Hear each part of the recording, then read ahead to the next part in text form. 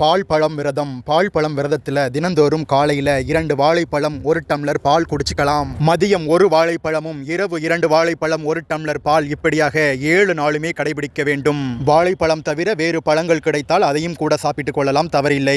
இனி பட்டினி விரதத்தை பற்றி பார்க்கலாம். பட்டினி விரதத்தில் 1 வேளை அல்லது 2 வேளை சாப்பிடாமல் இருக்க வேண்டும். முற்காலத்தில் 3 வேளையும் சாப்பிடாமல் 7 நாட்களும் கூட இருந்திருக்கிறார்கள். வெறும் தண்ணீரை மட்டுமே குடித்துக் கொண்டு விரதம் இருந்திருக்கிறார்கள். ஆனா இந்த காலத்துல அதற்கான சாத்தியக்கூறு ரொம்ப கம்மி. அப்படிங்கிறதுனால 1 வேளை அல்லது 2 வேளை மட்டும் சாப்பிடாமல் இருந்து விரதம் இருங்க.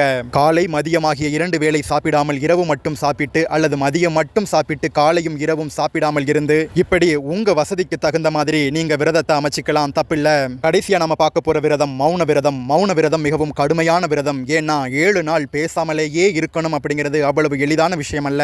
பெரும்பாலும் இந்த விரதம் இருக்கிறவங்க அவங்களுடைய வேலையிலிருந்து விடுமுறை வாங்கிட்டு திருச்செந்தூர் கோவிலுக்கு போய் அங்கே